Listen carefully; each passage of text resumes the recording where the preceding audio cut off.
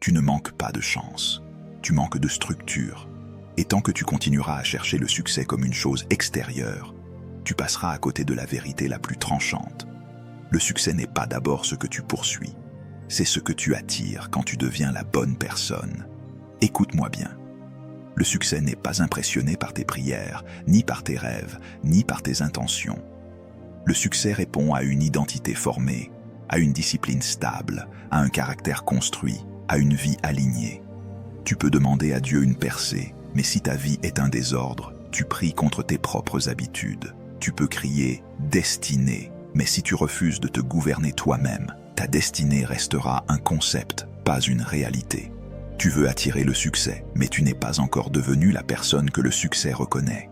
Tu veux des portes ouvertes, mais tu refuses la clé quotidienne. Tu veux de l'élévation, mais tu fuis le processus. Tu veux une récolte, mais tu méprises la semence. Et la vérité qui confronte ton âme aujourd'hui, c'est celle-ci. Tu n'es pas bloqué par les autres, tu es bloqué par ce que tu tolères en toi. Ce n'est pas une attaque extérieure qui détruit ta destinée en premier. C'est une absence d'exigence intérieure. Tu peux être oint, mais indiscipliné. Tu peux être talentueux, mais incohérent. Tu peux être appelé, mais instable. Et tout ce que Dieu veut faire au travers de toi sera limité par ce que tu refuses de régler en toi. La Bible ne caresse pas l'homme, la Bible le réveille. Elle le remet debout. Elle l'arrache à ses excuses. Elle le ramène à l'ordre. Écoute ce que Dieu dit et laisse cette parole frapper ton esprit comme un marteau. Ne savez-vous pas que ceux qui courent dans le stade courent tous, mais qu'un seul remporte le prix? Courez de manière à le remporter. Je traite durement mon corps et je le tiens assujetti. 1 Corinthiens chapitre 9, versets 24 à 27. Tu veux le prix, mais tu refuses la course. Tu veux le résultat, mais tu refuses l'entraînement. Tu veux l'impact, mais tu refuses l'assujettissement. Or, le royaume ne fonctionne pas avec des désirs, il fonctionne avec des lois. Aujourd'hui, je ne suis pas venu t'émouvoir, je suis venu te recalibrer, parce que le Saint-Esprit ne te visite pas seulement pour te consoler, il te visite pour te transformer. Et si tu restes jusqu'à la fin, tu ne repartiras pas avec une motivation passagère, tu repartiras avec une décision intérieure qui change ta trajectoire. Si ce message te parle, montre-le par un acte simple. Like cette vidéo et abonne-toi, pas par admiration, mais comme un engagement à recevoir ce genre de vérité jusqu'à ce que ta vie change.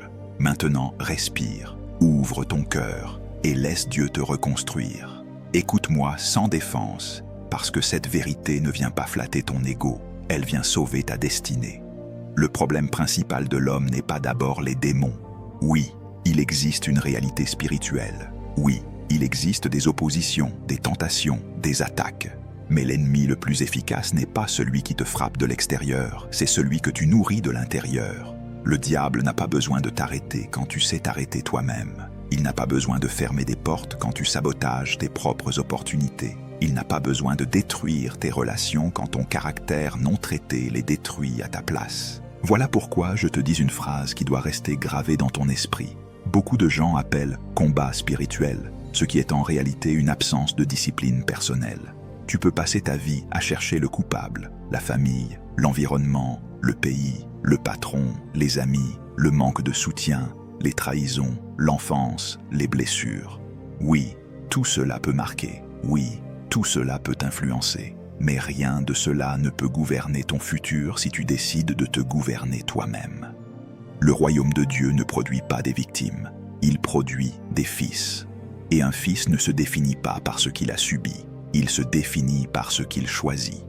Tant que tu restes dans la posture de l'homme qui accuse, tu restes au niveau de l'enfant qui subit. Mais quand tu entres dans la posture de l'homme qui s'aligne, tu deviens responsable, tu deviens stable, tu deviens dangereux pour le chaos. Tu dois comprendre ceci. Dieu ne bénit pas ton désordre par compassion. Dieu ne couvre pas ton indiscipline par émotion. Dieu est amour, mais il est aussi ordre. Dieu est grâce, mais il est aussi loi. Beaucoup veulent la grâce comme une excuse pour rester faible, mais la grâce, bibliquement, n'est pas une permission de rester le même. C'est une puissance pour devenir autre. Car la grâce de Dieu nous enseigne à renoncer à l'impiété et à vivre dans le siècle présent selon la sagesse, la justice et la piété.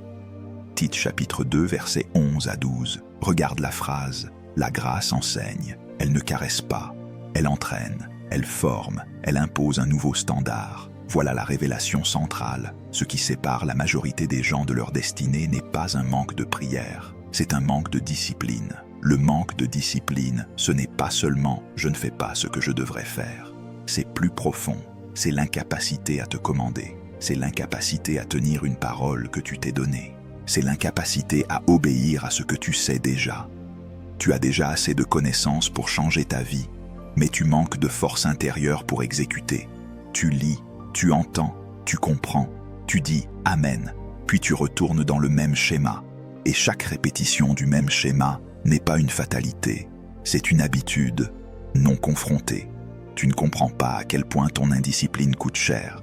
Elle te vole des années, mais elle te donne l'impression que tu vis. Elle te vole la clarté, mais elle te donne l'impression que tu respires. Elle te vole la constance, mais elle te donne l'illusion que tu essaies. Le royaume ne récompense pas l'essai, le royaume récompense la fidélité. Dieu ne t'a jamais demandé d'être parfait, mais il t'a toujours demandé d'être fidèle. Et la fidélité n'est pas une émotion spirituelle, c'est une capacité à rester dans l'obéissance quand tu n'as pas envie. Ne te mens pas, tu sais très bien ce que tu dois arrêter. Tu sais très bien ce que tu dois commencer. Tu sais très bien ce que tu dois organiser. Et pourtant, tu repousses. Pourquoi ?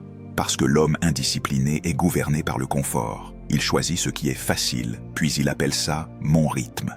Il choisit ce qui est agréable, puis il appelle ça « je prends soin de moi ». Il choisit ce qui est immédiat, puis il appelle ça « je profite ». Mais en réalité, il sacrifie son futur sur l'autel de l'instant. Il échange son appel contre sa paresse. Il échange son potentiel contre son humeur. Et maintenant, écoute cette phrase, parce qu'elle va te remettre debout.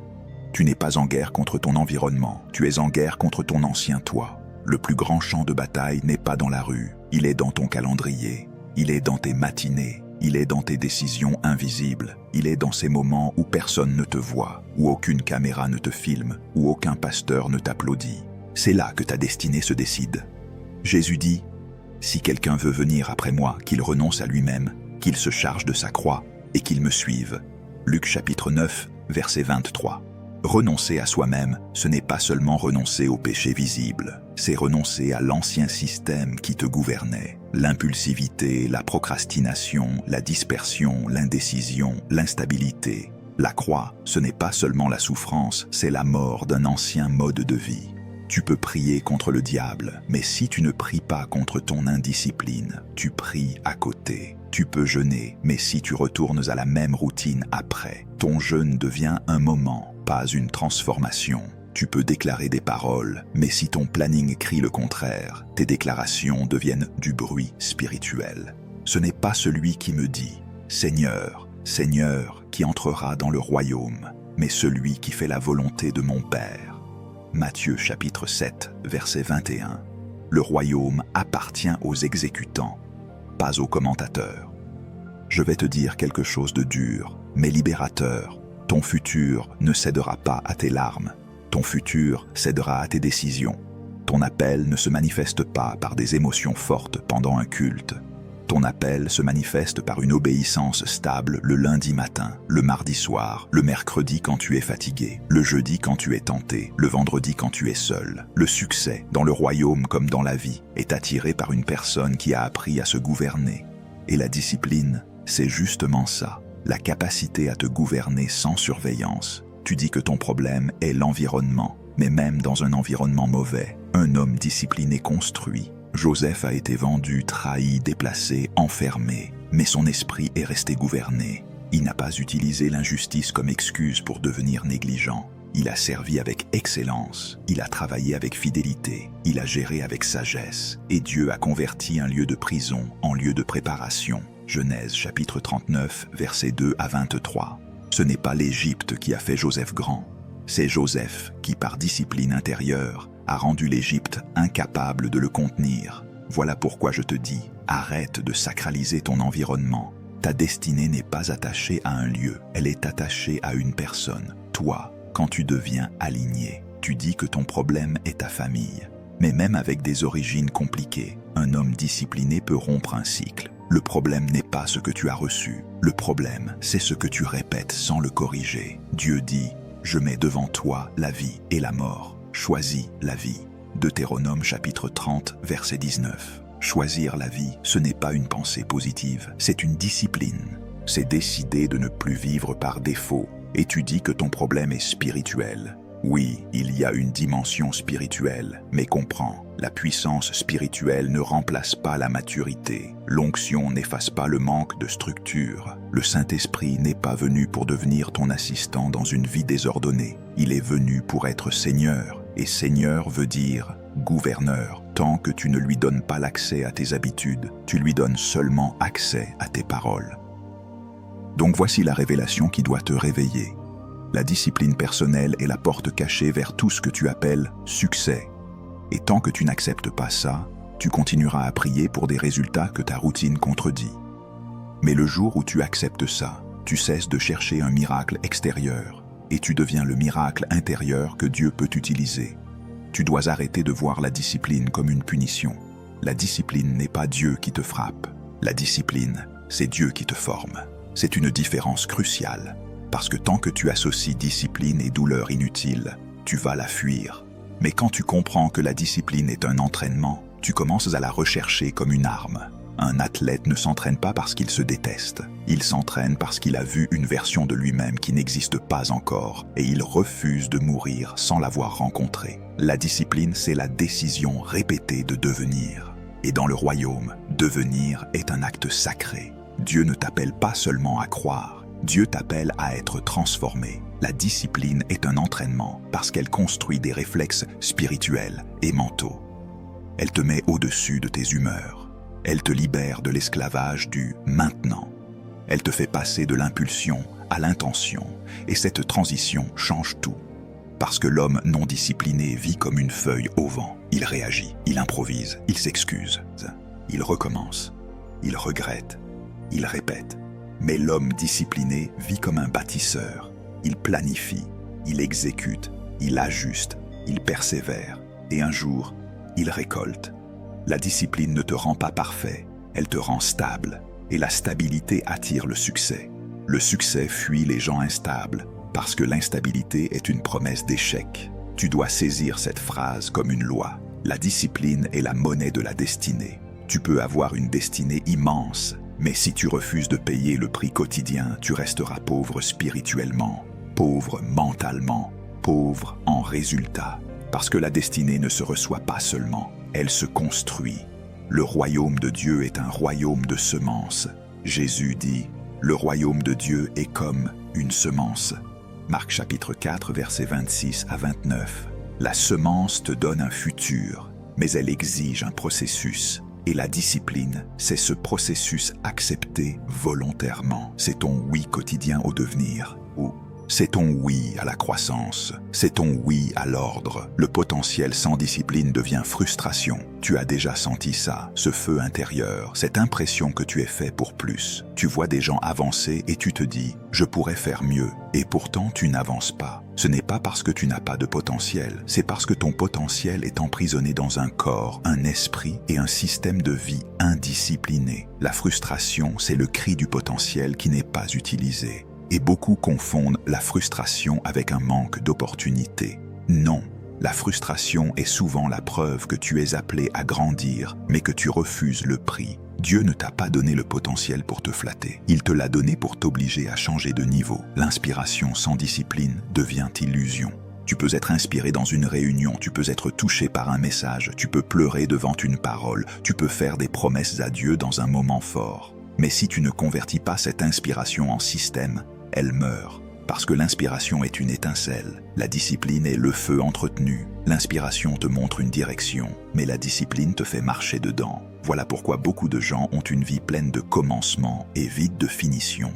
Ils commencent parce qu'ils sont inspirés. Ils arrêtent parce qu'ils ne sont pas disciplinés. Et ce cycle brise la confiance, même en toi-même. Quand tu te promets et que tu ne fais pas, tu t'enseignes inconsciemment que ta parole ne vaut rien. Et quand ta parole ne vaut rien pour toi, elle ne vaut rien pour ton futur. La prière sans discipline devient inefficace. Et ça, il faut l'entendre dans la crainte de Dieu.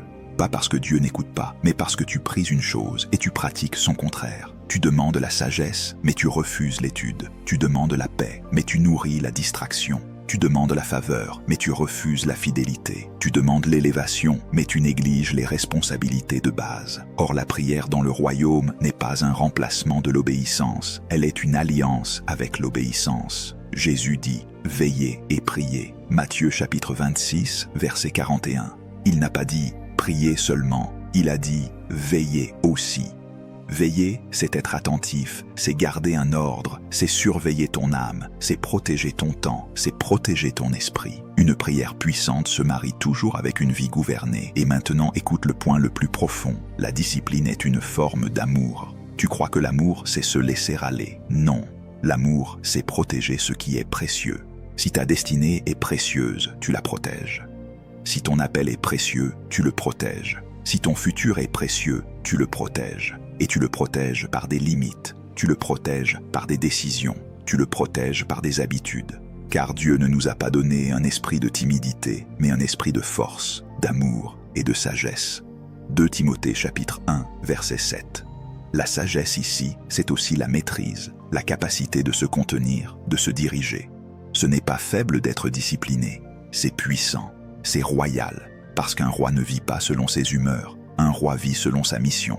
Donc ne dis plus « je dois me discipliner », dis « je dois m'entraîner », parce que ce langage change ton identité. Un homme puni se sent condamné, un homme entraîné se sent préparé, et Dieu ne t'a pas appelé à vivre sous condamnation.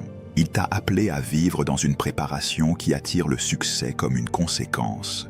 Tu dois comprendre une loi spirituelle que l'homme moderne a oubliée, et c'est pour cela qu'il est fatigué, dispersé, instable et vide même quand il réussit.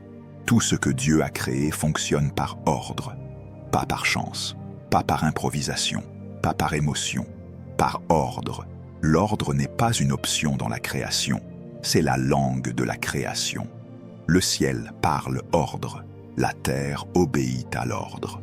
Les saisons ne négocient pas avec leur humeur, le soleil ne se lève pas quand il en a envie, les étoiles ne se déplacent pas selon leurs sentiments, les océans ont des limites. Les marées ont des cycles, les arbres ont des processus, la semence a un calendrier. Tout ce que Dieu a formé dans le naturel révèle ce que Dieu exige dans le spirituel, une structure stable qui permet la manifestation. Quand Dieu crée, il ne commence pas par remplir, il commence par séparer. C'est un détail qui doit te réveiller. Dieu dit « que la lumière soit », Dieu sépara la lumière d'avec les ténèbres. Genèse chapitre 1, versets 3 à 4.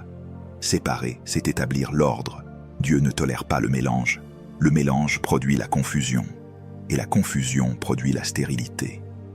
Beaucoup de vies sont stériles parce que tout est mélangé. Le temps de Dieu est mélangé avec le temps du divertissement. La mission est mélangée avec la distraction. L'appel est mélangé avec les relations qui l'étouffent. La prière est mélangée avec une vie qui refuse la discipline. Et l'homme appelle cela « ma personnalité ». Non, c'est un chaos intérieur. Regarde la création comme une prédication silencieuse. Dieu a établi des lois, il a fixé des frontières, il a imposé des rythmes, il a organisé des cycles. Il y eut un soir et il y eut un matin. Genèse chapitre 1. La journée est ordonnée, le temps a une architecture. Et Dieu a mis l'homme dans ce système non pas pour qu'il le subisse, mais pour qu'il y règne avec sagesse. Le chaos ne glorifie pas Dieu. Le chaos révèle une absence de gouvernement. Et là où il n'y a pas de gouvernement, il y a de la perte. Tu veux attirer le succès, mais tu dois d'abord attirer l'ordre, parce que le succès est attiré par ce qui est prêt à le porter. Dieu ne dépose pas un poids de gloire sur une structure fragile. Tu peux demander l'élévation, mais si ta vie n'a pas de fondation, l'élévation devient dangereuse. Dieu est trop fidèle pour te donner ce qui va te détruire. Voilà pourquoi parfois, ce que tu appelles retard est en réalité une miséricorde. Dieu te garde en bas parce qu'en haut, tu serais écrasé. Il te garde dans la préparation parce que ton caractère n'a pas encore la capacité de porter la charge. Et cette capacité se construit par l'ordre. Dans Genèse, Dieu ne crée pas seulement, il organise, il nomme, il classe, il attribue, il donne des fonctions, il donne des responsabilités, il donne une mission. Et quand l'homme arrive, Dieu lui donne une première instruction qui est une instruction d'ordre. L'Éternel Dieu prit l'homme, et le plaça dans le jardin d'Éden pour le cultiver et pour le garder. Genèse chapitre 2 verset 15. Cultiver, c'est développer avec méthode. Garder, c'est protéger avec vigilance. 2 verbes de discipline, 2 verbes de structure. Dieu n'a pas dit « profite du jardin ». Il a dit « gouverne le jardin ». Parce que l'homme a été créé pour la gestion, pas pour la consommation. L'homme qui ne gère pas devient esclave de ce qu'il consomme. Tu dois entendre ceci. L'homme est la seule créature qui peut choisir le désordre. Tout le reste obéit. Les saisons obéissent. Les astres obéissent. La mer obéit. Les graines obéissent. Mais l'homme, à cause du libre arbitre, peut dire non à l'ordre. Et c'est là que commence sa chute. Pas seulement dans le péché visible, mais dans la rupture de l'ordre intérieur. Parce que le péché, au fond, est une rébellion contre l'ordre de Dieu. Et chaque fois que tu choisis l'indiscipline, tu répètes un langage de rébellion. Tu dis à ton esprit, à ton corps, à ton futur, « Je ne serai pas gouverné ». Et un homme qui refuse d'être gouverné ne peut pas gouverner. Le leadership du royaume commence ici, l'ordre personnel. Tu ne peux pas réclamer une destinée d'impact avec une vie de désordre. Tu ne peux pas prier pour des portes ouvertes tout en vivant sans horaire, sans priorité, sans limite, sans direction. Ce n'est pas spirituel, c'est irresponsable. Dieu est un Dieu d'ordre. Même la manière dont il donne l'identité révèle l'ordre. Il dit à la lumière « Sois », puis il la sépare, puis il l'appelle « jour ». Il définit, il structure, il établit. Beaucoup de gens veulent des changements de résultats sans changement de structure. Ils veulent une nouvelle saison sans nouveau système. Ils veulent une nouvelle faveur sans nouvelles frontières. Mais les saisons, dans le naturel, ne changent pas par discussion. Elles changent par loi. Et si tu veux une nouvelle saison dans ta vie, tu dois accepter une nouvelle loi personnelle. Une loi n'est pas un souhait. Une loi est une règle non négociable. Voilà pourquoi l'ordre est une puissance, parce qu'il réduit la négociation intérieure. L'homme discipliné ne débat pas chaque matin avec lui-même. Il se lève parce que c'est la loi de sa mission. Il prie parce que c'est la loi de sa survie spirituelle. Il lit parce que c'est la loi de sa croissance. Il planifie parce que c'est la loi de son leadership. L'ordre le libère de la fatigue mentale. Maintenant, je te parle directement. Tant que tu ne mets pas de l'ordre, tu seras toujours surpris par ta propre vie, surpris par tes retards, surpris par tes échecs, surpris par ta fatigue, surpris par ton manque de progrès. Mais quand tu mets de l'ordre, tu deviens prévisible. Et cette prévisibilité est une bénédiction, parce que la bénédiction aime les systèmes. La faveur aime la fidélité, et la fidélité se prouve par l'ordre. Donc, ne dis plus « je dois me discipliner », dis « je dois m'entraîner ». Parce que ce langage change ton identité. Un homme puni se sent condamné. Un homme entraîné se sent préparé. Et Dieu ne t'a pas appelé à vivre sous condamnation. Il t'a appelé à vivre dans une préparation qui attire le succès comme une conséquence. L'ordre ne te vole pas ta liberté. Il te rend libre, parce que la vraie liberté n'est pas de faire ce que tu veux, quand tu veux. La vraie liberté, c'est d'avoir la puissance de faire ce que tu dois, même quand tu n'en as pas envie. Et cette puissance est une empreinte du royaume. Tu ne diriges jamais au-delà de ce que tu te diriges toi-même. Retire les micros, retire les titres, retire les applaudissements, retire l'image publique et regarde la vérité nue. Ton niveau de leadership réel est égal à ton niveau d'autogouvernement. Beaucoup veulent de l'autorité sur des territoires, sur des équipes, sur des projets, sur des finances, sur des responsabilités spirituelles, mais ils n'ont même pas d'autorité sur leurs heures, sur leur sommeil, sur leurs pensées, sur leur langue, sur leurs impulsions. Et le royaume ne confie pas l'extérieur à quelqu'un qui refuse de gouverner l'intérieur, parce que ce que tu ne gouvernes pas en toi finira par te gouverner devant les autres. L'autodiscipline est le fondement du leadership parce qu'elle prouve une chose: tu es fiable. Et dans le monde spirituel, comme dans le monde naturel, la fiabilité attire la confiance. Dieu confie à celui qui est fidèle. Les hommes suivent celui qui est stable. Les opportunités s'ouvrent devant celui qui est constant. Ce n'est pas d'abord le talent qui t'élève, c'est la capacité à répéter l'excellence quand personne ne te regarde. Le leadership du royaume, ce n'est pas une performance, c'est une domination intérieure qui produit une influence extérieure. Tu dois comprendre ce qu'est l'autorité. L'autorité n'est pas un cri, l'autorité n'est pas une posture, l'autorité n'est pas de parler fort, L'autorité, c'est la puissance d'imposer un ordre. Et tu ne peux imposer un ordre à l'extérieur si tu vis dans le désordre à l'intérieur. Voilà pourquoi certains prient, déclarent, commandent, mais leurs paroles sonnent creux. Leur vie ne soutient pas leur voix. Dans le royaume, la parole a du poids quand la vie a de la profondeur. Et la profondeur se forge par la discipline. Regarde Paul. Paul n'était pas seulement un théologien, il était un homme de gouvernement intérieur. Et il dit quelque chose de violent pour l'homme qui aime le confort. Il dit « Je traite durement mon corps et je le tiens assujetti, de peur d'être moi-même rejeté après avoir prêché aux autres. » 1 Corinthiens chapitre 9, verset 27. Lis la phrase lentement. « Je traite durement mon corps ». Ça ne veut pas dire qu'il se hait, ça veut dire qu'il refuse que son corps devienne son maître. Il refuse que la fatigue devienne un trône. Il refuse que le plaisir devienne une loi. Il refuse que l'impulsion devienne un guide. Il refuse que l'appétit gouverne l'appel. Voilà un leader. Un leader ne demande pas à son corps la permission d'obéir à Dieu. Il ordonne à son corps d'entrer dans l'obéissance. Et ensuite il dit « Je le tiens assujetti ». Assujettir, c'est mettre sous contrôle, c'est imposer une hiérarchie. Dans un homme discipliné, l'esprit gouverne le corps, la vision gouverne l'humeur, la mission gouverne le confort, la parole de Dieu gouverne l'opinion. Mais dans un homme indiscipliné, le corps gouverne l'esprit, le confort gouverne la vision, la peur gouverne la décision, l'émotion gouverne la direction. Et là, il n'y a pas de leadership, seulement une succession de réactions. Paul révèle aussi un autre principe. Tu peux prêcher aux autres et te perdre toi-même si tu refuses l'autodiscipline. Cela veut dire qu'il est possible d'avoir un message correct et une vie incorrecte.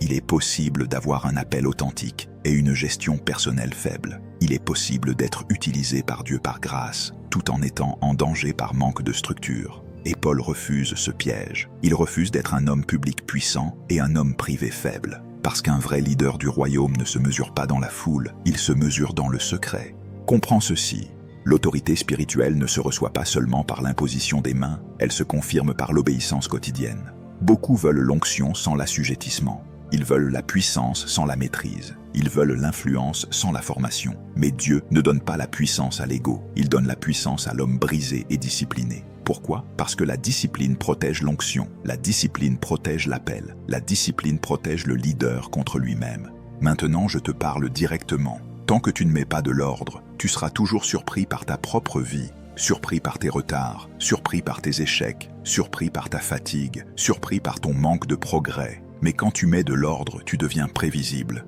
Et cette prévisibilité est une bénédiction, parce que la bénédiction aime les systèmes, la faveur aime la fidélité. Et la fidélité se prouve par l'ordre. Donc ne dis plus « je dois me discipliner », dis « je dois m'entraîner », parce que ce langage change ton identité. Un homme puni se sent condamné, un homme entraîné se sent préparé. Et Dieu ne t'a pas appelé à vivre sous condamnation. Il t'a appelé à vivre dans une préparation qui attire le succès comme une conséquence. L'ordre ne te vole pas ta liberté. Il te rend libre. Parce que la vraie liberté n'est pas de faire ce que tu veux, quand tu veux. La vraie liberté, c'est d'avoir la puissance de faire ce que tu dois, même quand tu n'en as pas envie. Et cette puissance est une empreinte du royaume. Tu ne manques pas de chance.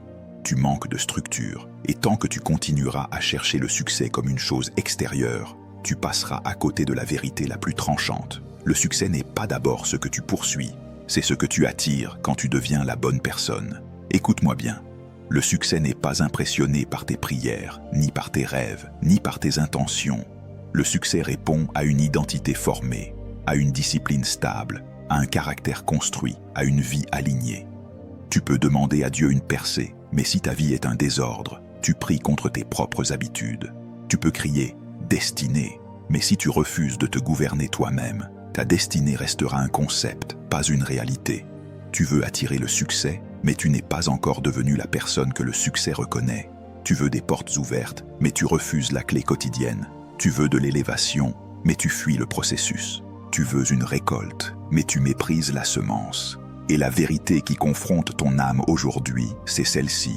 Tu n'es pas bloqué par les autres, tu es bloqué par ce que tu tolères en toi. Ce n'est pas une attaque extérieure qui détruit ta destinée en premier.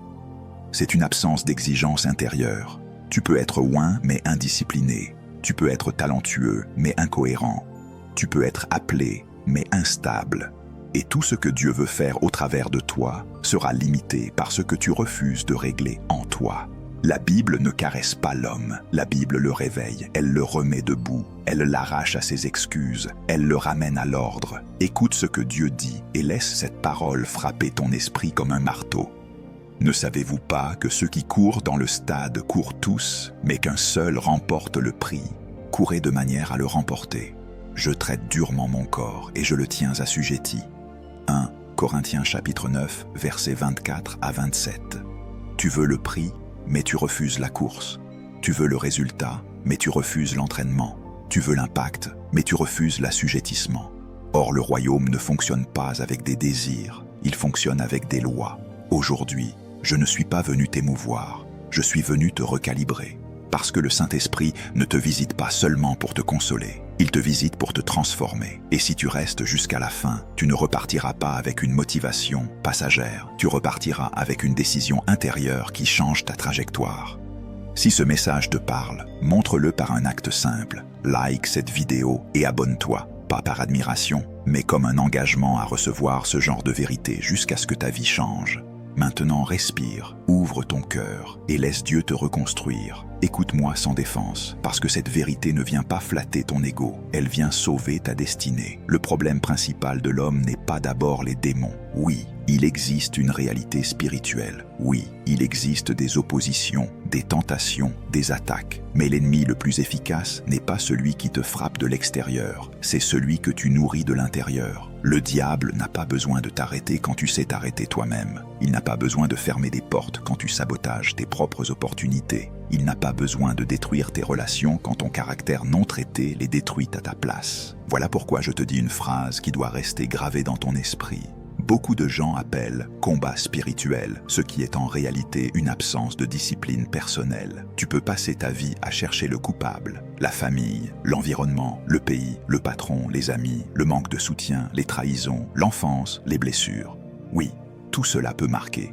Oui, tout cela peut t'influencer. Mais rien de cela ne peut gouverner ton futur si tu décides de te gouverner toi-même. Le royaume de Dieu ne produit pas des victimes, il produit des fils. Et un fils ne se définit pas par ce qu'il a subi, il se définit par ce qu'il choisit. Tant que tu restes dans la posture de l'homme qui accuse, tu restes au niveau de l'enfant qui subit. Mais quand tu entres dans la posture de l'homme qui s'aligne, tu deviens responsable, tu deviens stable, tu deviens dangereux pour le chaos. Tu dois comprendre ceci, Dieu ne bénit pas ton désordre par compassion. Dieu ne couvre pas ton indiscipline par émotion. Dieu est amour, mais il est aussi ordre. Dieu est grâce, mais il est aussi loi. Beaucoup veulent la grâce comme une excuse pour rester faible, mais la grâce, bibliquement, n'est pas une permission de rester le même, c'est une puissance pour devenir autre. Car la grâce de Dieu nous enseigne à renoncer à l'impiété et à vivre dans le siècle présent selon la sagesse, la justice et la piété. Tite, chapitre 2, versets 11 à 12. Regarde la phrase, la grâce enseigne, elle ne caresse pas, elle entraîne, elle forme, elle impose un nouveau standard. Voilà la révélation centrale. Ce qui sépare la majorité des gens de leur destinée n'est pas un manque de prière, c'est un manque de discipline. Le manque de discipline, ce n'est pas seulement « je ne fais pas ce que je devrais faire », c'est plus profond, c'est l'incapacité à te commander, c'est l'incapacité à tenir une parole que tu t'es donnée, c'est l'incapacité à obéir à ce que tu sais déjà. Tu as déjà assez de connaissances pour changer ta vie, mais tu manques de force intérieure pour exécuter. Tu lis, tu entends, tu comprends, tu dis « Amen », puis tu retournes dans le même schéma. Et chaque répétition du même schéma n'est pas une fatalité, c'est une habitude non confrontée. Tu ne comprends pas à quel point ton indiscipline coûte cher. Elle te vole des années, mais elle te donne l'impression que tu vis. Elle te vole la clarté, mais elle te donne l'impression que tu respires. Elle te vole la constance, mais elle te donne l'illusion que tu essaies. Le royaume ne récompense pas l'essai. Le royaume récompense la fidélité. Dieu ne t'a jamais demandé d'être parfait, mais il t'a toujours demandé d'être fidèle. Et la fidélité n'est pas une émotion spirituelle, c'est une capacité à rester dans l'obéissance quand tu n'as pas envie. Ne te mens pas, tu sais très bien ce que tu dois arrêter. Tu sais très bien ce que tu dois commencer. Tu sais très bien ce que tu dois organiser, et pourtant, tu repousses. Pourquoi? Parce que l'homme indiscipliné est gouverné par le confort. Il choisit ce qui est facile, puis il appelle ça « mon rythme ». Il choisit ce qui est agréable, puis il appelle ça « je prends soin de moi ». Il choisit ce qui est immédiat, puis il appelle ça « je profite ». Mais en réalité, il sacrifie son futur sur l'autel de l'instant. Il échange son appel contre sa paresse, il échange son potentiel contre son humeur. Et maintenant, écoute cette phrase parce qu'elle va te remettre debout. Tu n'es pas en guerre contre ton environnement, tu es en guerre contre ton ancien toi. Le plus grand champ de bataille n'est pas dans la rue, il est dans ton calendrier, il est dans tes matinées, il est dans tes décisions invisibles. Il est dans ces moments où personne ne te voit, où aucune caméra ne te filme, où aucun pasteur ne t'applaudit. C'est là que ta destinée se décide. Jésus dit, « Si quelqu'un veut venir après moi, qu'il renonce à lui-même, qu'il se charge de sa croix et qu'il me suive. » Luc chapitre 9, verset 23. Renoncer à soi-même, ce n'est pas seulement renoncer au péché visible. C'est renoncer à l'ancien système qui te gouvernait, l'impulsivité, la procrastination, la dispersion, l'indécision, l'instabilité. La croix, ce n'est pas seulement la souffrance, c'est la mort d'un ancien mode de vie. Tu peux prier contre le diable, mais si tu ne pries pas contre ton indiscipline, tu pries à côté. Tu peux jeûner, mais si tu retournes à la même routine après, ton jeûne devient un moment, pas une transformation. Tu peux déclarer des paroles, mais si ton planning crie le contraire, tes déclarations deviennent du bruit spirituel. Ce n'est pas celui qui me dit « Seigneur, Seigneur » qui entrera dans le royaume, mais celui qui fait la volonté de mon Père. Matthieu chapitre 7, verset 21. Le royaume appartient aux exécutants, pas aux commentateurs. Je vais te dire quelque chose de dur mais libérateur. Ton futur ne cédera pas à tes larmes. Ton futur cédera à tes décisions. Ton appel ne se manifeste pas par des émotions fortes pendant un culte. Ton appel se manifeste par une obéissance stable le lundi matin, le mardi soir, le mercredi quand tu es fatigué, le jeudi quand tu es tenté, le vendredi quand tu es seul. Le succès, dans le royaume comme dans la vie, est attiré par une personne qui a appris à se gouverner. Et la discipline, c'est justement ça, la capacité à te gouverner sans surveillance. Tu dis que ton problème est l'environnement. Mais même dans un environnement mauvais, un homme discipliné construit. Joseph a été vendu, trahi, déplacé, enfermé. Mais son esprit est resté gouverné. Il n'a pas utilisé l'injustice comme excuse pour devenir négligent. Il a servi avec excellence, il a travaillé avec fidélité, il a géré avec sagesse, et Dieu a converti un lieu de prison en lieu de préparation. Genèse chapitre 39, versets 2 à 23. Ce n'est pas l'Égypte qui a fait Joseph grand, c'est Joseph qui, par discipline intérieure, a rendu l'Égypte incapable de le contenir. Voilà pourquoi je te dis, arrête de sacraliser ton environnement. Ta destinée n'est pas attachée à un lieu, elle est attachée à une personne. Toi, quand tu deviens aligné, tu dis que ton problème est ta famille, mais même avec des origines compliquées, un homme discipliné peut rompre un cycle. Le problème n'est pas ce que tu as reçu, le problème, c'est ce que tu répètes sans le corriger. Dieu dit, « Je mets devant toi la vie et la mort, choisis la vie. » Deutéronome chapitre 30, verset 19. Choisir la vie, ce n'est pas une pensée positive, c'est une discipline.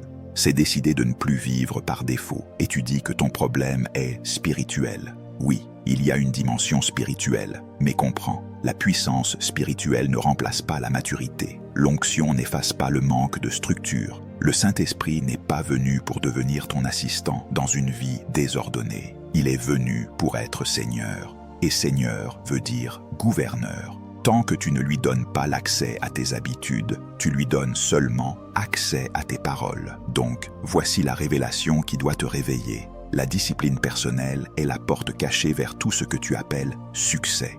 Et tant que tu n'acceptes pas ça, tu continueras à prier pour des résultats que ta routine contredit. Mais le jour où tu acceptes ça, tu cesses de chercher un miracle extérieur et tu deviens le miracle intérieur que Dieu peut utiliser. Tu dois arrêter de voir la discipline comme une punition. La discipline n'est pas Dieu qui te frappe. La discipline, c'est Dieu qui te forme. C'est une différence cruciale. Parce que tant que tu associes discipline et douleur inutile, tu vas la fuir. Mais quand tu comprends que la discipline est un entraînement, tu commences à la rechercher comme une arme. Un athlète ne s'entraîne pas parce qu'il se déteste. Il s'entraîne parce qu'il a vu une version de lui-même qui n'existe pas encore, et il refuse de mourir sans l'avoir rencontrée. La discipline, c'est la décision répétée de devenir. Et dans le royaume, devenir est un acte sacré. Dieu ne t'appelle pas seulement à croire, Dieu t'appelle à être transformé. La discipline est un entraînement parce qu'elle construit des réflexes spirituels et mentaux.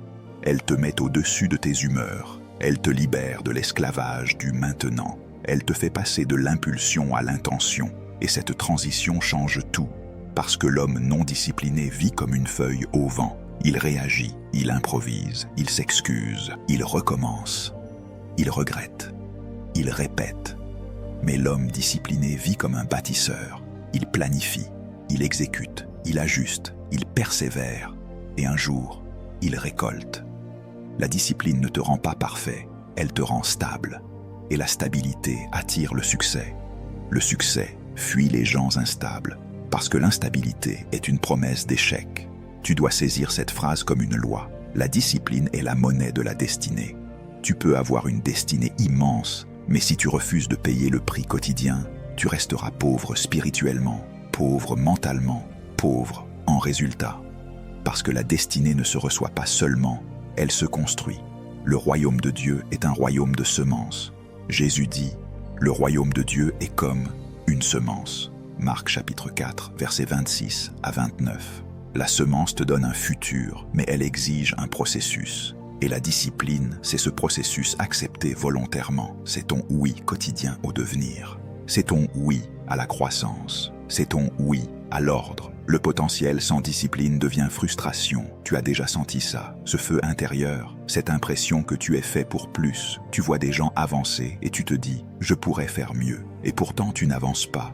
Ce n'est pas parce que tu n'as pas de potentiel, c'est parce que ton potentiel est emprisonné dans un corps, un esprit et un système de vie indiscipliné. La frustration, c'est le cri du potentiel qui n'est pas utilisé. Et beaucoup confondent la frustration avec un manque d'opportunité. Non, la frustration est souvent la preuve que tu es appelé à grandir, mais que tu refuses le prix. Dieu ne t'a pas donné le potentiel pour te flatter. Il te l'a donné pour t'obliger à changer de niveau. L'inspiration sans discipline devient illusion. Tu peux être inspiré dans une réunion, tu peux être touché par un message, tu peux pleurer devant une parole, tu peux faire des promesses à Dieu dans un moment fort. Mais si tu ne convertis pas cette inspiration en système, elle meurt. Parce que l'inspiration est une étincelle. La discipline est le feu entretenu. L'inspiration te montre une direction, mais la discipline te fait marcher dedans. Voilà pourquoi beaucoup de gens ont une vie pleine de commencements et vide de finition. Ils commencent parce qu'ils sont inspirés. Ils arrêtent parce qu'ils ne sont pas disciplinés. Et ce cycle brise la confiance, même en toi-même. Quand tu te promets et que tu ne fais pas, tu t'enseignes inconsciemment que ta parole ne vaut rien. Et quand ta parole ne vaut rien pour toi, elle ne vaut rien pour ton futur. La prière sans discipline devient inefficace. Et ça, il faut l'entendre dans la crainte de Dieu. Pas parce que Dieu n'écoute pas, mais parce que tu pries une chose et tu pratiques son contraire. Tu demandes la sagesse, mais tu refuses l'étude. Tu demandes la paix, mais tu nourris la distraction. Tu demandes la faveur, mais tu refuses la fidélité. Tu demandes l'élévation, mais tu négliges les responsabilités de base. Or, la prière dans le royaume n'est pas un remplacement de l'obéissance, elle est une alliance avec l'obéissance. Jésus dit « Veillez et priez ». Matthieu chapitre 26, verset 41. Il n'a pas dit « priez seulement », il a dit « veillez aussi ». Veiller, c'est être attentif, c'est garder un ordre, c'est surveiller ton âme, c'est protéger ton temps, c'est protéger ton esprit. Une prière puissante se marie toujours avec une vie gouvernée. Et maintenant, écoute le point le plus profond. La discipline est une forme d'amour. Tu crois que l'amour, c'est se laisser aller. Non, l'amour, c'est protéger ce qui est précieux. Si ta destinée est précieuse, tu la protèges. Si ton appel est précieux, tu le protèges. Si ton futur est précieux, tu le protèges. Et tu le protèges par des limites, tu le protèges par des décisions, tu le protèges par des habitudes. Car Dieu ne nous a pas donné un esprit de timidité, mais un esprit de force, d'amour et de sagesse. 2 Timothée chapitre 1 verset 7. La sagesse ici, c'est aussi la maîtrise, la capacité de se contenir, de se diriger.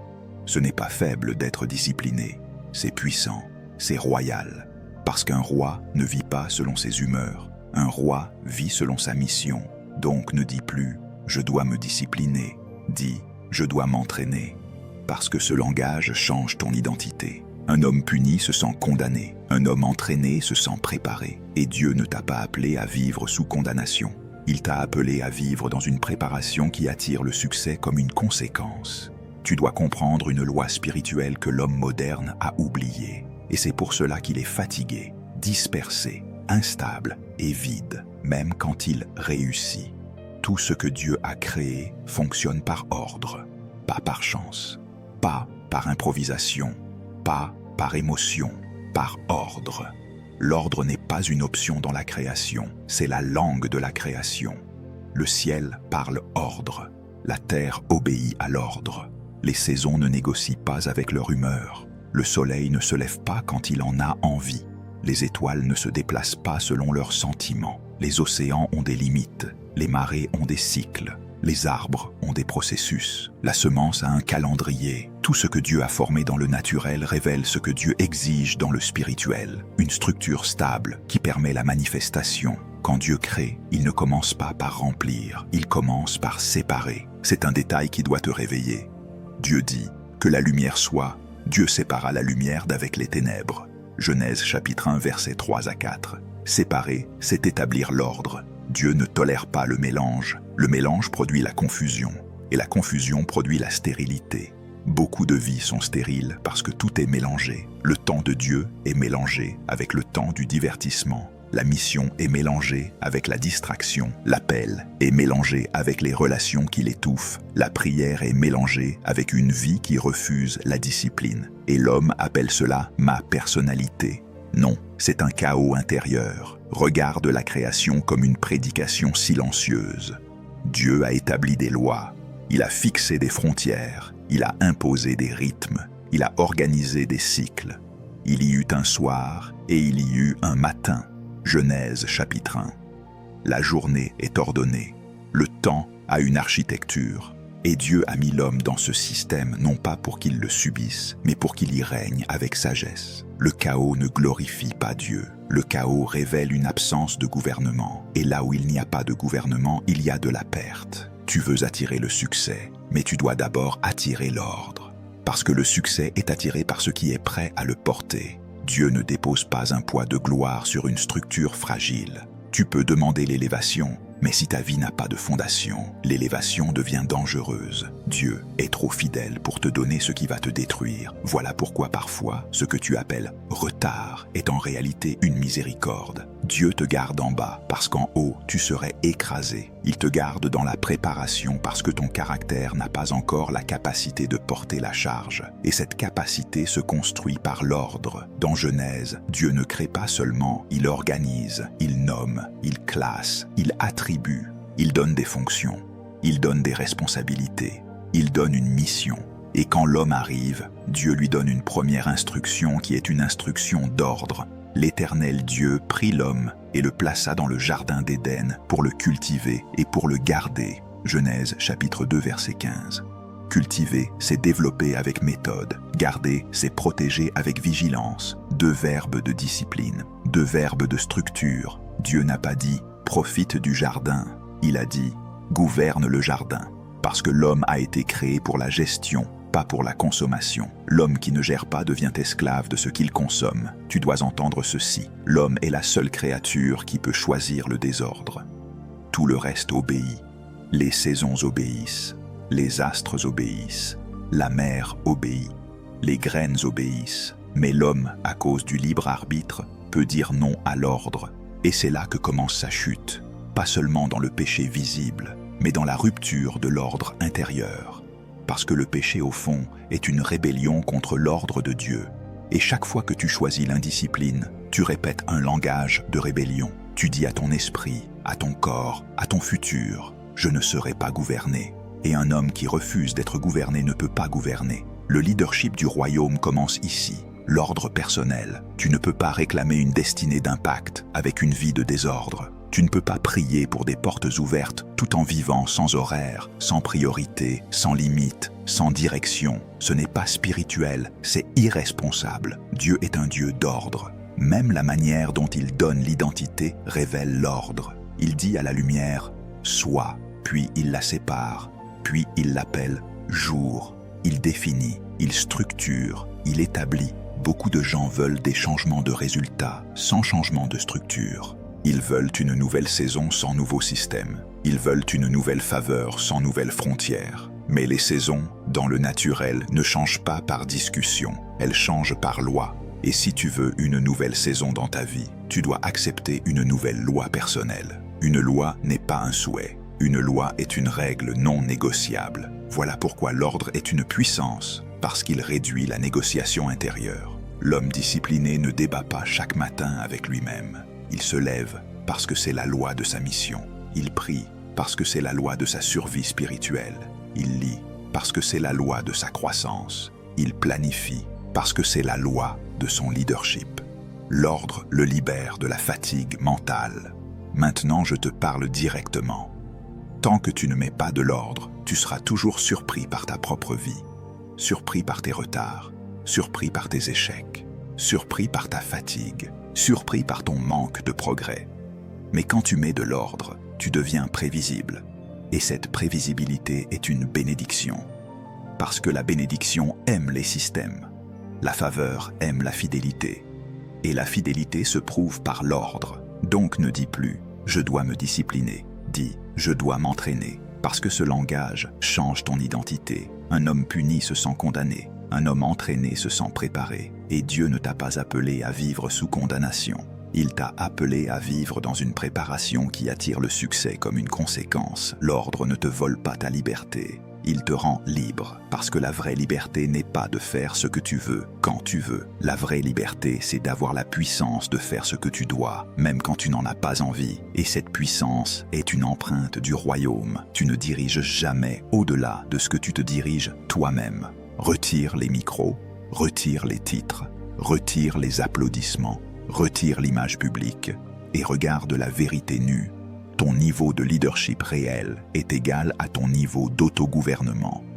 Beaucoup veulent de l'autorité sur des territoires, sur des équipes, sur des projets, sur des finances, sur des responsabilités spirituelles, mais ils n'ont même pas d'autorité sur leurs heures, sur leur sommeil, sur leurs pensées, sur leur langue, sur leurs impulsions. Et le royaume ne confie pas l'extérieur à quelqu'un qui refuse de gouverner l'intérieur. Parce que ce que tu ne gouvernes pas en toi finira par te gouverner devant les autres. L'autodiscipline est le fondement du leadership parce qu'elle prouve une chose, tu es fiable. Et dans le monde spirituel comme dans le monde naturel, la fiabilité attire la confiance. Dieu confie à celui qui est fidèle, les hommes suivent celui qui est stable. Les opportunités s'ouvrent devant celui qui est constant. Ce n'est pas d'abord le talent qui t'élève. C'est la capacité à répéter l'excellence quand personne ne te regarde. Le leadership du royaume, ce n'est pas une performance, c'est une domination intérieure qui produit une influence extérieure. Tu dois comprendre ce qu'est l'autorité. L'autorité n'est pas un cri. L'autorité n'est pas une posture. L'autorité n'est pas de parler fort. L'autorité, c'est la puissance d'imposer un ordre. Et tu ne peux imposer un ordre à l'extérieur si tu vis dans le désordre à l'intérieur. Voilà pourquoi certains prient, déclarent, commandent, mais leurs paroles sonnent creux. Leur vie ne soutient pas leur voix. Dans le royaume, la parole a du poids quand la vie a de la profondeur, et la profondeur se forge par la discipline. Regarde Paul. Paul n'était pas seulement un théologien, il était un homme de gouvernement intérieur, et il dit quelque chose de violent pour l'homme qui aime le confort. Il dit « Je traite durement mon corps et je le tiens assujetti, de peur d'être moi-même rejeté après avoir prêché aux autres. » 1 Corinthiens chapitre 9, verset 27. Lis la phrase lentement. « Je traite durement mon corps ». Ça ne veut pas dire qu'il se hait, ça veut dire qu'il refuse que son corps devienne son maître. Il refuse que la fatigue devienne un trône. Il refuse que le plaisir devienne une loi. Il refuse que l'impulsion devienne un guide. Il refuse que l'appétit gouverne l'appel. Voilà un leader. Un leader ne demande pas à son corps la permission d'obéir à Dieu. Il ordonne à son corps d'entrer dans l'obéissance. Et ensuite il dit « Je le tiens assujetti ». Assujettir, c'est mettre sous contrôle, c'est imposer une hiérarchie. Dans un homme discipliné, l'esprit gouverne le corps, la vision gouverne l'humeur, la mission gouverne le confort, la parole de Dieu gouverne l'opinion. Mais dans un homme indiscipliné, le corps gouverne l'esprit, le confort gouverne la vision, la peur gouverne la décision, l'émotion gouverne la direction. Et là, il n'y a pas de leadership, seulement une succession de réactions. Paul révèle aussi un autre principe. Tu peux prêcher aux autres et te perdre toi-même si tu refuses l'autodiscipline. Cela veut dire qu'il est possible d'avoir un message correct et une vie incorrecte. Il est possible d'avoir un appel authentique et une gestion personnelle faible. Il est possible d'être utilisé par Dieu par grâce, tout en étant en danger par manque de structure. Et Paul refuse ce piège. Il refuse d'être un homme public puissant et un homme privé faible. Parce qu'un vrai leader du royaume ne se mesure pas dans la foule, il se mesure dans le secret. Comprends ceci. L'autorité spirituelle ne se reçoit pas seulement par l'imposition des mains, elle se confirme par l'obéissance quotidienne. Beaucoup veulent l'onction sans l'assujettissement. Ils veulent la puissance sans la maîtrise. Ils veulent l'influence sans la formation. Mais Dieu ne donne pas la puissance à l'ego. Il donne la puissance à l'homme brisé et discipliné. Pourquoi ? Parce que la discipline protège l'onction. La discipline protège l'appel. La discipline protège le leader contre lui-même. Maintenant, je te parle directement. Tant que tu ne mets pas de l'ordre, tu seras toujours surpris par ta propre vie. Surpris par tes retards, surpris par tes échecs, surpris par ta fatigue, surpris par ton manque de progrès. Mais quand tu mets de l'ordre, tu deviens prévisible. Et cette prévisibilité est une bénédiction, parce que la bénédiction aime les systèmes. La faveur aime la fidélité, et la fidélité se prouve par l'ordre. Donc ne dis plus « je dois me discipliner », dis « je dois m'entraîner ». Parce que ce langage change ton identité. Un homme puni se sent condamné, un homme entraîné se sent préparé. Et Dieu ne t'a pas appelé à vivre sous condamnation. Il t'a appelé à vivre dans une préparation qui attire le succès comme une conséquence. L'ordre ne te vole pas ta liberté, il te rend libre. Parce que la vraie liberté n'est pas de faire ce que tu veux, quand tu veux. La vraie liberté, c'est d'avoir la puissance de faire ce que tu dois, même quand tu n'en as pas envie. Et cette puissance est une empreinte du royaume. Tu te demandes parfois pourquoi tu commences fort et tu finis faible. Pourquoi tu es motivé au départ et ensuite tu t'éteins. Pourquoi tu as des élans, puis des trous. Ce n'est pas un mystère, c'est l'absence d'un système. Un leader sans discipline est un feu de paille. Il brûle vite et il s'éteint vite. Mais un leader discipliné est un feu de longue durée. Il avance même quand il ne ressent rien. Il fait ce qu'il doit faire, pas ce qu'il a envie de faire. Et c'est ça, l'autorité. L'autorité, c'est la capacité de rester debout quand ton émotion veut s'asseoir. C'est la capacité d'obéir quand ton confort veut négocier. C'est la capacité de poursuivre quand ton esprit veut s'échapper. Maintenant écoute, tu n'as pas besoin de plus de motivation pour devenir un leader. Tu as besoin de plus de gouvernement intérieur. La motivation est un visiteur, la discipline est un résident. La motivation vient et repart. La discipline reste et le succès se marie avec ce qui reste. Le succès ne s'attache pas à l'homme instable. Il s'attache à l'homme qui a appris à se commander. Et voici un point prophétique. Ton futur est attiré par ton niveau d'autorité intérieure. Plus tu te gouvernes, plus tu deviens capable de porter. Plus tu deviens capable de porter, plus Dieu peut déposer. Plus Dieu dépose, plus tu influences. Et plus tu influences, plus les portes s'ouvrent. Parce que la création reconnaît un homme aligné. Même le monde naturel répond à une personne structurée. Les relations changent, les opportunités augmentent, les ressources arrivent. Pas parce que tu es chanceux, mais parce que tu es devenu une personne d'ordre. Donc si tu veux être un leader, commence ici. Assujettis ton corps, assujettis tes heures, assujettis tes pensées, assujettis tes paroles, assujettis tes habitudes. Tant que tu n'as pas d'autorité sur toi, tu ne peux pas réclamer une autorité durable sur les autres. Le leadership commence par une conquête, la conquête de toi-même. Tu veux une vie qui change, mais tu protèges des phrases qui te détruisent. Et la plus dangereuse d'entre elles, c'est celle-ci. Je n'ai pas envie. Cette phrase a l'air innocente. Elle ressemble à une simple confession d'émotion. Mais en réalité, c'est une déclaration de gouvernement. Quand tu dis « je n'ai pas envie » et que tu obéis à cette phrase, tu viens d'installer tes émotions sur un trône. Tu viens de donner à ton humeur une autorité que Dieu ne lui a jamais donnée. Tu viens de te placer sous la domination de ce qui fluctue. Et tu te demandes ensuite pourquoi ta vie est instable. Tu n'as pas un problème de destinée, tu as un problème de leadership intérieur. Écoute-moi, les émotions sont de mauvais leaders. Elles sont utiles comme indicateurs, pas comme direction. Elles te montrent parfois ce que tu ressens, mais elles ne te montrent pas ce que tu dois faire. Elles sont comme des vagues. Elles montent, elles descendent. Elles changent selon le vent, selon la fatigue, selon ce que quelqu'un t'a dit, selon ce que tu as mangé, selon ce que tu as vu, selon ce que tu as vécu. Et toi, tu veux bâtir une destinée sur quelque chose qui change toutes les heures. C'est impossible. C'est pour cela que tu commences et tu t'arrêtes. Tu avances et tu recules. Tu promets et tu abandonnes. Parce que tu as confié ta direction à un instrument instable. Tu dois entendre cette loi. Le but est constant, les sentiments fluctuent. Le but, lui, ne change pas parce que tu es fatigué. Le but ne change pas parce que tu es frustré. Le but ne change pas parce que tu es tenté. Le but ne change pas parce que tu es incompris. Le but est une assignation, une mission, un appel. Et ce qui est assigné par Dieu ne dépend pas de ton état émotionnel. Quand Dieu appelle Abraham, il ne lui demande pas s'il se sent prêt. Quand Dieu appelle Moïse, il ne lui demande pas s'il a confiance. Quand Jésus va à la croix, il ne le fait pas parce qu'il a envie. Il le fait parce qu'il est aligné. Il dit « Non pas ma volonté, mais la tienne ». Luc chapitre 22, verset 42.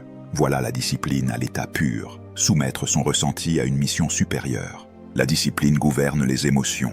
Elle ne les nie pas, mais elle les place à leur place. Elle dit « Je t'entends, mais tu ne commandes pas ». Elle dit à la peur « Je sais que tu es là, mais tu ne décides pas ». Elle dit à la paresse « Je te reconnais, mais tu ne règnes pas ».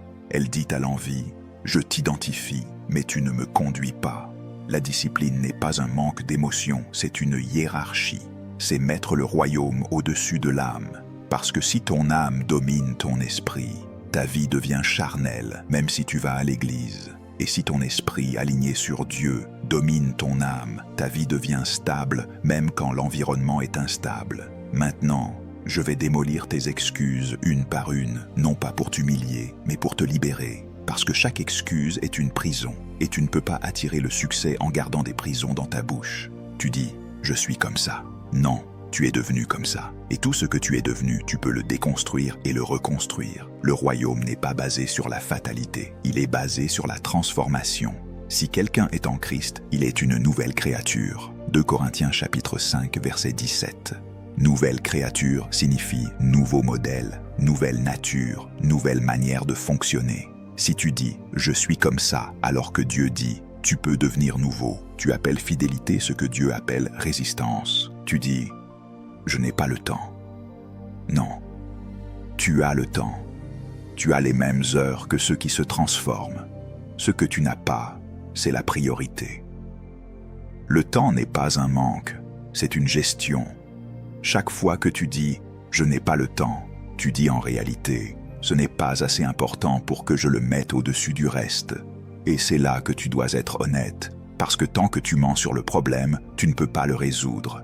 Tu n'as pas besoin de plus de temps, tu as besoin de plus de gouvernement. Tu dis « je vais commencer demain ». Demain est le mot préféré de l'homme qui veut rester le même.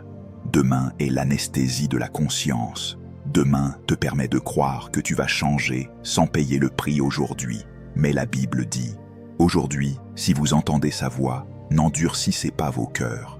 Hébreux chapitre 3, verset 15. Le royaume n'opère pas dans demain, le royaume opère dans aujourd'hui. Parce que le seul moment où tu peux obéir, c'est maintenant. Tu dis « je n'ai pas envie ». Très bien. Et alors, qui t'a dit que ta destinée attend ton envie? Qui t'a dit que la discipline attend ton émotion? La maturité commence quand tu arrêtes de négocier avec ton ressenti. Un enfant dit « je n'ai pas envie ». Un homme dit « je dois ». Et le succès, qu'il soit spirituel ou professionnel, se colle toujours au « je dois ». Parce que « je dois » produit une constance, et la constance produit une compétence, et la compétence produit une faveur, et la faveur produit des portes, et les portes produisent des résultats. Mais « je n'ai pas envie » produit une vie en fragments. Tu dis « je suis fatigué ». Oui, tu es fatigué, mais tu es fatigué aussi parce que tu es désorganisé. Le chaos fatigue, la dispersion épuise, la procrastination te vole de l'énergie, parce que ce que tu repousses reste dans ton esprit comme une dette mentale, et tu portes des dettes toute la journée. La discipline n'est pas seulement une exigence, elle est une délivrance. Elle te libère de l'épuisement du désordre. Tu dis « personne ne m'aide ». Écoute, l'aide est une bénédiction, mais la responsabilité est une loi.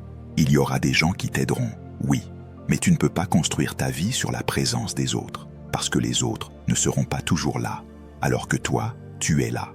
Et Dieu t'a donné l'autorité sur toi.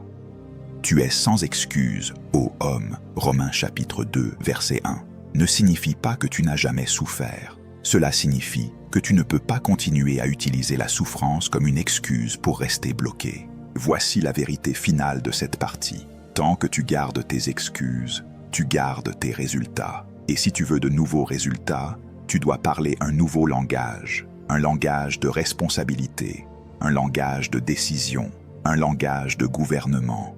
Parce que les mots ne sont pas neutres. Les mots construisent une identité, et ton identité attire ton futur. Alors je te le dis comme une correction prophétique. À partir d'aujourd'hui, tu ne vis plus selon « je n'ai pas envie ». Tu vis selon « je suis appelé ». Et quand tu vis selon « je suis appelé », tu deviens la personne qui attire le succès. Tu veux que Dieu change ta vie, mais tu refuses de changer tes jours. Et c'est là que beaucoup se trompent, parce qu'ils pensent que la destinée est un événement spectaculaire, alors qu'en réalité, la destinée est un système. Elle se construit dans l'emploi du temps. Elle se construit dans ce que tu fais quand personne ne t'applaudit. Elle se construit dans la répétition. Le futur n'est pas seulement ce qui arrive, c'est ce que tu fabriques par tes habitudes. Et si tu n'aimes pas le futur qui te regarde, ne maudis pas le futur, corrige le présent. La destinée se construit dans l'emploi du temps, parce que le temps est la matière première de ta vie. Tu ne donnes pas à ta destinée des discours, tu lui donnes des heures. Tu ne donnes pas à ton appel des intentions, tu lui donnes des actions. Et chaque journée est une petite prophétie qui annonce ce que tu deviendras. Tu n'es pas simplement en train de vivre, tu es en train de te former, et tu te formes selon ce que tu répètes. Voilà pourquoi je te dis une phrase qui doit te secouer. Les habitudes sont des prophéties. Pas parce qu'elles sont mystiques, mais parce qu'elles sont constantes. Une prophétie annonce ce qui vient. Une habitude annonce ce que tu deviens. Si tu as l'habitude de te lever tard, tu prophétises une vie de retard. Si tu as l'habitude de repousser, tu prophétises une vie d'urgence et de stress. Si tu as l'habitude de commencer sans prière, tu prophétises une vie guidée par la chair. Si tu as l'habitude de te disperser, tu prophétises une vie d'inachevé. Et si tu as l'habitude de travailler avec excellence, de chercher Dieu, de planifier, d'être fidèle, tu prophétises une vie qui attire la faveur. Les habitudes ne sont pas de petites choses, elles sont des alliances. Les schémas quotidiens créent l'avenir. Ce n'est pas ce que tu fais une fois qui te définit, c'est ce que tu fais souvent. Ton identité n'est pas une déclaration, c'est un schéma. Tu ne deviens pas discipliné parce que tu as eu une journée productive. Tu deviens discipliné parce que tu as répété l'obéissance jusqu'à ce qu'elle devienne naturelle. Et c'est ici que la psychologie du changement rencontre la spiritualité. Ton cerveau, ton corps, ton esprit, tout s'aligne sur ce que tu pratiques. Ce que tu pratiques devient ton normal, et ton normal devient ton plafond si tu ne le changes pas. Tu dis « je veux réussir ». Très bien, mais la question est « quelle personne es-tu en train de pratiquer chaque jour ?» Parce que tu peux vouloir une chose et pratiquer le contraire. Tu peux vouloir la paix et pratiquer la précipitation. Tu peux vouloir l'élévation et pratiquer la négligence. Tu peux vouloir l'impact et pratiquer la distraction. Et tu ne peux pas récolter ce que tu ne sèmes pas. Ne vous y trompez pas, on ne se moque pas de Dieu. Ce qu'un homme aura semé, il le moissonnera aussi. Galates chapitre 6, verset 7. Le semis, c'est ta routine. La moisson, c'est ton futur. Et maintenant, voici le verset qui doit devenir ton système de transformation. Ne vous conformez pas au siècle présent, mais soyez transformés par le renouvellement de l'intelligence, afin que vous discerniez quelle est la volonté de Dieu. Romains chapitre 12, verset 2. Beaucoup citent ce verset comme une belle phrase spirituelle, mais ce verset est une stratégie. Ne vous conformez pas signifie ne laissez pas la pression extérieure définir vos habitudes. Soyez transformés signifie accepter un processus de métamorphose intérieure par le renouvellement de l'intelligence signifie changer votre système de pensée, donc changer vos choix, donc changer vos actions. Et ensuite seulement tu discernes la volonté de Dieu. Beaucoup veulent discerner la volonté de Dieu sans renouvellement. Mais le discernement est le fruit d'une pensée alignée. Si ton esprit est saturé de distractions, de comparaisons, de sensualité, de bruit, tu ne discernes pas, tu réagis. Le renouvellement de l'intelligence n'est pas magique, c'est un travail discipliné. C'est exposer ton esprit à la parole de Dieu de manière répétée jusqu'à ce que la parole change ta perception. C'est remplacer des pensées faibles par des pensées de vérité. C'est refuser certains contenus, c'est choisir certaines fréquentations, c'est filtrer les voix, c'est imposer des limites à ton téléphone, à tes conversations, à ton alimentation mentale. Parce que ce que tu regardes, tu deviens, ce que tu entends, tu crois, et ce que tu crois, tu pratiques. Donc la transformation par les habitudes commence par une décision. Je ne laisse plus ma journée se décider toute seule, parce qu'une journée qui se décide toute seule est une journée dominée par l'ancien toi. L'ancien toi aime l'improvisation, parce que l'improvisation lui permet de rester confortable. Mais le nouveau toi aime la structure, parce que la structure le force à grandir. Tu dois choisir quel toi tu nourris. Et écoute bien ceci, tu ne changes pas une vie en cassant tout d'un coup. Tu changes une vie en installant des habitudes qui gagnent chaque jour. Tu ne combats pas le chaos avec des émotions fortes. Tu combats le chaos avec un planning simple et répété. Tu combats la distraction avec des règles claires. Tu combats la paresse avec des horaires. Tu combats l'instabilité avec des rituels. Et ces rituels, quand ils sont alignés au royaume, deviennent des autels. Oui, des autels. Parce qu'un autel, c'est un endroit où tu rencontres Dieu régulièrement. Et ton matin peut devenir un autel. Ton temps de lecture peut devenir un autel. Ton plan peut devenir un autel. Ta marche de discipline peut devenir un autel. Et là, tu n'attires pas seulement le succès. Tu attires la présence, la sagesse, la force et la faveur. Alors je te le dis avec autorité, tu ne seras pas transformé par une grande décision unique. Tu seras transformé par de petites décisions répétées qui deviennent des habitudes. Et ces habitudes vont prophétiser ta nouvelle saison jusqu'à ce que ta vie devienne méconnaissable. Tu dois accepter une vérité que ton ancien toi déteste. Tu ne peux pas devenir nouveau sans laisser mourir quelque chose. La discipline n'est pas seulement une méthode, c'est une métamorphose. Et toute métamorphose exige une rupture avec l'ancien modèle. Tu veux attirer le succès, mais le succès ne vient pas habiter dans une version de toi qui refuse de changer. Le succès, comme la gloire de Dieu, a un poids, et ce poids écrase les structures faibles. Voilà pourquoi la discipline n'est pas une option, c'est un processus de transformation où Dieu détruit l'ancien soi pour révéler le nouveau. Regarde la graine. La graine porte une destinée d'arbre, mais tant qu'elle reste une graine, elle ne donne rien. Sa beauté est cachée, son potentiel est enfermé, et la première étape de sa destinée est violente. Elle doit être enterrée, elle doit être recouverte, elle doit être pressée par la terre, elle doit être privée de lumière pendant un temps. Et si tu ne comprends pas la discipline, tu appelles ça une malédiction. Mais la création appelle ça une préparation. Jésus dit, « Si le grain de blé tombé en terre ne meurt, il reste seul. Mais s'il meurt, il porte beaucoup de fruits. » Jean chapitre 12, verset 24. La discipline est ce moment où ton ancien toi crie parce qu'il se sent enterré. Mais ce n'est pas une fin, c'est un commencement. Maintenant, regarde le cocon. Le cocon n'est pas un endroit de confort, c'est un endroit de transformation. Le papillon ne devient pas papillon par désir, il devient papillon par processus. Et ce processus a un prix. Il est enfermé, il est limité, il est contraint. Mais cette contrainte n'est pas un prisonnier qui souffre, c'est un futur qui se forme. Écoute-moi, certaines limites que tu appelles privation sont en réalité un cocon. Dieu te limite pour te former. Dieu te ferme certaines portes pour t'enseigner la fidélité. Dieu te retire certaines distractions pour renforcer ton esprit. Parce que le papillon qui refuse le cocon reste une larve. Et la personne qui refuse la discipline reste une promesse. Tu veux la liberté, mais tu refuses la contrainte qui produit la liberté. Voilà le paradoxe du royaume. C'est en acceptant des limites que tu deviens libre. Parce que tant que tu refuses la discipline, tu es libre de faire ce que tu veux, mais tu es prisonnier de ce que tu fais. Tu es prisonnier de tes impulsions, prisonnier de tes humeurs, prisonnier de ta dispersion. La discipline, elle, te donne une autre liberté, la liberté d'obéir. Et cette liberté est une puissance, parce qu'elle te rend maître de toi-même. Regarde le sculpteur. Le sculpteur ne demande pas à la pierre si elle est d'accord.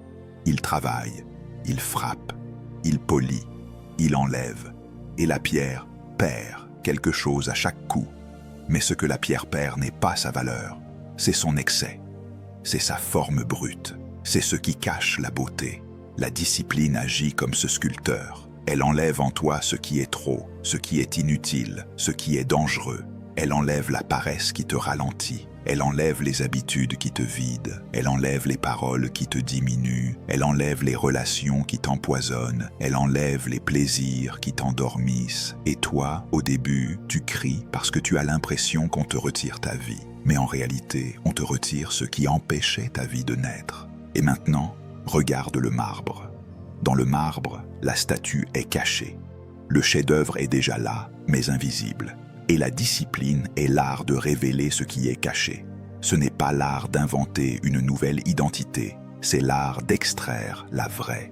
Dieu t'a créé avec une intention. Tu n'es pas accidentel, tu n'es pas un hasard, tu portes une empreinte, mais cette empreinte doit être révélée. Et elle ne se révèle pas dans le confort, elle se révèle dans la pression, elle se révèle dans la répétition. Elle se révèle dans le choix quotidien de faire ce que tu dois faire. Le papillon est le symbole le plus prophétique ici, parce que dans la métamorphose, il y a un moment où l'ancienne forme se dissout. Oui, se dissout. Et c'est ça qui effraie beaucoup de gens. Ils ne veulent pas passer par la dissolution. Ils veulent ajouter de nouvelles habitudes sans abandonner les anciennes. Ils veulent prier pour une nouvelle saison tout en gardant les mêmes habitudes, les mêmes cercles, les mêmes excuses, les mêmes distractions, les mêmes comportements. Mais la métamorphose ne négocie pas. Elle exige une rupture. Si tu veux des ailes, tu dois accepter de ne plus ramper. Et cela veut dire que certains plaisirs doivent mourir, certains rythmes doivent mourir, certaines versions de toi doivent mourir. La discipline détruit l'ancien soi, elle détruit l'ancien langage, elle détruit les anciens schémas, elle détruit la personne qui se justifiait, elle détruit la personne qui attendait d'avoir envie, elle détruit la personne qui improvisait tout et appelait ça spontanéité. Elle détruit la personne qui vivait sans ordre et appelait ça liberté. Et à la place, elle révèle un nouveau soi, un soi stable, un soi concentré, un soi fidèle, un soi responsable, un soi calme, un soi tranchant, un soi qui attire la faveur. Et voici le point final, profond. Le succès n'est pas seulement une récompense, c'est une conséquence. Quand tu deviens la personne disciplinée, structurée, alignée, tu n'as plus besoin de courir après le succès comme un mendiant. Tu commences à l'attirer comme un aimant, parce que la création reconnaît l'ordre. Les hommes reconnaissent la constance, les opportunités reconnaissent la préparation, et Dieu reconnaît la fidélité. Alors je te pose une question qui doit te secouer. Veux-tu rester une graine qui se protège? Ou veux-tu devenir un arbre qui porte du fruit? Veux-tu rester une larve qui cherche le confort? Ou veux-tu devenir un papillon qui porte une autre dimension? Veux-tu rester une pierre brute? Ou veux-tu devenir un chef-d'œuvre révélé? La discipline est le ciseau. La discipline est le cocon. La discipline est la terre qui enterre la graine pour qu'elle ressuscite. Maintenant, tu vas descendre du ciel des idées vers la terre des actes. Parce que si tu sors d'ici avec une émotion et pas un système, tu vas retourner à ton ancien toi. Et je te le dis avec calme et autorité, la transformation n'est pas mystérieuse, elle n'est pas vague, elle n'est pas réservée à quelques élus. Elle devient mathématiquement prévisible quand tu mets en place des habitudes simples, répétées et non négociables. Ce que tu appelles succès commence par ce que tu acceptes de faire chaque jour, même quand personne ne te félicite. Tu vas te lever tôt, pas parce que te lever tôt est magique, mais parce que te lever tôt te place au-dessus de la vie, au lieu de te laisser être avalé par elle. Se lever tôt, c'est choisir le gouvernement avant le bruit, c'est choisir le silence avant la foule, c'est choisir l'esprit avant la chair. Et si tu as toujours commencé tes journées dans la précipitation, tu dois comprendre, tu n'es pas en retard sur ta journée, tu es en retard sur toi-même. Le matin est un territoire spirituel. Celui qui gagne le matin gagne la direction. Et celui qui gagne la direction attire des résultats. Tu n'as pas besoin de te lever à une heure parfaite. Tu as besoin de te lever à une heure constante. La constance est plus puissante que l'intensité. Tu vas prier, Pas une prière décorative, pas une prière rapide pour te donner bonne conscience, une prière qui aligne, une prière qui place ton âme sous l'autorité de Dieu, une prière qui met la journée sur l'autel. Parce que si tu ne places pas ton esprit sous Dieu, tu le placeras sous l'urgence. Et l'urgence est un tyran. Tu vas parler à Dieu avant de parler aux hommes. Tu vas écouter Dieu avant d'écouter ton téléphone. Tu vas recevoir une direction avant de recevoir des notifications. La prière n'est pas un rituel, c'est un recalibrage. Et si tu veux attirer le succès, tu dois attirer d'abord la sagesse. Si quelqu'un d'entre vous manque de sagesse, qu'il la demande à Dieu. Jacques chapitre 1, verset 5. Mais demander la sagesse implique que tu es prêt à obéir à ce que Dieu va te montrer. Sinon, tu ne demandes pas la sagesse, tu demandes du confort. Tu vas lire, tu vas nourrir ton esprit, pas seulement de la Bible, mais aussi de ce qui construit ta compétence selon ton appel. Parce que tu ne peux pas attirer un nouveau niveau si tu restes avec un ancien niveau de pensée. La lecture, c'est l'humilité du futur. C'est dire, je ne sais pas tout, donc je grandis. Et un esprit qui grandit attire des opportunités. Un esprit vide attire des distractions. Ne te mens pas, tu deviens ce que tu consommes. Si tu consommes du bruit, tu produis du bruit. Si tu consommes de la vérité, tu produis de la solidité. Tu vas planifier. Et ici, beaucoup échouent parce qu'ils pensent que planifier, c'est manquer de foi. Non. Planifier, c'est honorer la responsabilité. Dieu est un Dieu de plan. Jésus dit, « Qui de vous, s'il veut bâtir une tour, ne s'assied d'abord pour calculer la dépense ?» Luc chapitre 14, verset 28. S'assied d'abord. Voilà une phrase de discipline. Avant d'agir, tu t'assieds, tu réfléchis, tu structures, tu écris, tu choisis tes priorités. Parce que ton futur ne se construit pas avec des intentions flottantes, il se construit avec des décisions écrites. Si tu n'écris pas, tu oublies. Et ce que tu oublies, tu le remplaces par l'improvisation. Et l'improvisation nourrit l'ancien toi.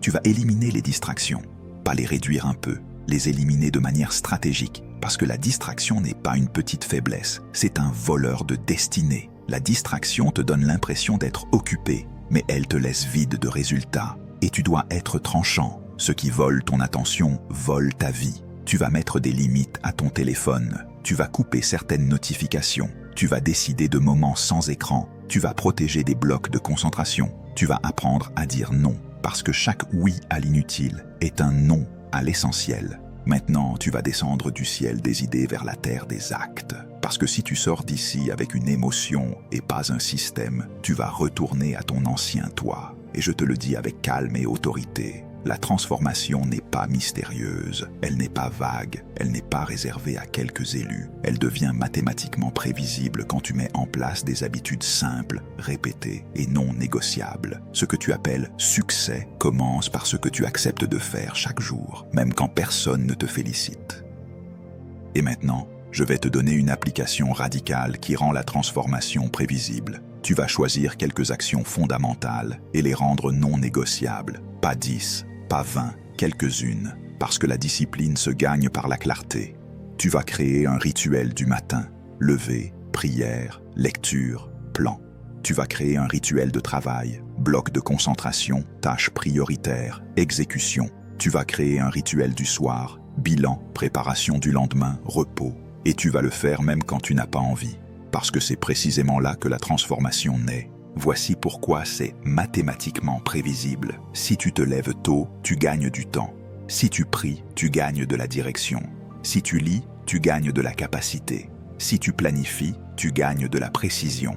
Si tu élimines les distractions, tu gagnes de la puissance mentale. Et si tu répètes ce système jour après jour, tu deviens une personne rare. Et les personnes rares attirent des résultats rares. Pas parce que le monde est magique, mais parce que tu es devenu différent. Tu veux attirer le succès, alors deviens une personne qui attire la confiance. Et la confiance se construit ainsi. Tu fais ce que tu dis, tu arrives à l'heure, tu termines ce que tu commences, tu réponds avec clarté, tu es constant, tu es stable, tu es fiable. Le monde cherche des gens fiables parce que la majorité est émotionnelle. Alors celui qui est discipliné devient une réponse. Il devient une solution. Et une solution attire toujours des opportunités. Je te le dis sans douceur inutile. Si tu continues à vivre sans structure, ta vie va continuer à produire des surprises. Mais si tu prends le gouvernement de ta journée, tu vas voir quelque chose d'inévitable se produire. Ton esprit va se renforcer, ton caractère va se stabiliser, ta vision va se clarifier, tes résultats vont apparaître, et tu vas comprendre que la transformation n'était pas un mystère. Elle attendait ton obéissance. Maintenant, ne te contente pas d'écouter. Choisis une décision pour aujourd'hui. Pas demain, aujourd'hui. Parce que l'application qui commence demain n'est pas une application. C'est une excuse déguisée. Maintenant, écoute-moi jusqu'au bout, parce que c'est ici que beaucoup échouent. Ils aiment la révélation, ils aiment l'intensité, ils aiment la vérité qui secoue, mais ils détestent le moment où il faut décider. Or, le royaume n'honore pas ceux qui ressentent, il honore ceux qui obéissent. Tu n'es pas venu ici pour être touché, tu es venu ici pour être repositionné. Et il y a une différence entre admirer un message et devenir un autre homme. Tu sais déjà ce que tu dois faire, tu sais déjà ce que tu dois arrêter, tu sais déjà quel domaine est désordonné, tu sais déjà quel schéma se répète. Et la question n'est plus « est-ce que c'est vrai ?» La question est « est-ce que tu vas l'appliquer ?» Parce qu'une vérité non appliquée devient une condamnation silencieuse. Elle te suit, elle te rappelle que tu sais, mais que tu n'as pas fait. Et à force, cette tension te fatigue et tu cherches des distractions pour l'anesthésier. Mais aujourd'hui, tu ne vas pas te distraire. Aujourd'hui, tu vas te lever intérieurement. Je te le dis clairement, tu ne peux pas attendre un autre signe. Tu ne peux pas attendre une autre émotion. Tu ne peux pas attendre que tout soit parfait. La perfection est un piège. Le bon moment est un mensonge. Le seul moment réel, c'est maintenant. Et si tu repousses encore, tu n'es pas seulement en train de perdre du temps, tu es en train d'entraîner ton cerveau à désobéir. Chaque report renforce l'ancien toi. Chaque report affaiblit ton autorité intérieure. Chaque report t'apprend que tes paroles ne valent rien. Et l'homme dont la parole ne vaut rien devient un homme sans direction. Aujourd'hui, tu dois faire une rupture avec l'ancien langage, une rupture avec l'ancien calendrier, une rupture avec l'ancien toi. Et cette rupture commence par une décision simple mais radicale. Tu vas arrêter de vivre par défaut. Tu vas arrêter de te réveiller sans plan. Tu vas arrêter de te coucher sans préparation. Tu vas arrêter de tolérer la distraction comme un petit péché acceptable. Tu vas arrêter de négocier avec « je n'ai pas envie ». Parce que ton futur ne se négocie pas, il se construit. Je veux que tu comprennes. Devenir la personne qui attire le succès, ce n'est pas devenir arrogant, ni devenir froid, ni devenir obsédé par l'argent. C'est devenir aligné, c'est devenir stable, c'est devenir fiable. C'est devenir un homme d'ordre que Dieu peut remplir, un homme de constance que Dieu peut élever, un homme de discipline que Dieu peut utiliser. Et quand tu deviens cet homme, tu n'as plus besoin de courir après les opportunités. Elles commencent à te chercher parce que tu es devenu capable de les porter. Alors voici ton moment, pas demain, pas après cette vidéo, maintenant. Choisis une action que tu vas poser aujourd'hui avant que le soleil se couche. Une action visible, un acte d'obéissance, un premier pas de discipline. Parce que c'est ce premier pas qui brise la chaîne. Et après ce premier pas, tu n'es plus la même personne. Tu es quelqu'un qui obéit. Et maintenant, on va sceller cela dans la prière. Pas une prière religieuse, une prière de rupture, une prière de gouvernement, une prière de transformation. Père éternel, Dieu d'ordre et de lumière, je viens devant toi sans masque, sans justification, sans fuite. Aujourd'hui, je ne te demande pas de me flatter, je te demande de me transformer. Je reconnais devant toi que j'ai souvent prié pour des résultats que mes habitudes contredisaient. J'ai demandé une destinée sans accepter la discipline. J'ai demandé la faveur sans accepter la formation. J'ai demandé l'élévation sans accepter l'ordre. Et aujourd'hui, je me tiens devant toi non comme une victime, mais comme un fils responsable qui choisit de changer.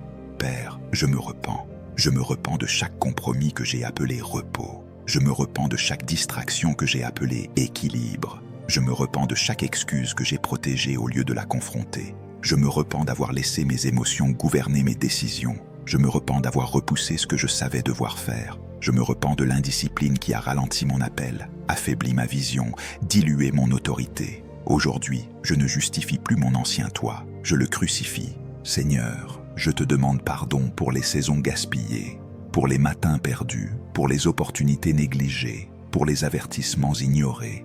Mais je ne reste pas dans la culpabilité. Je reçois ta grâce comme une puissance de transformation.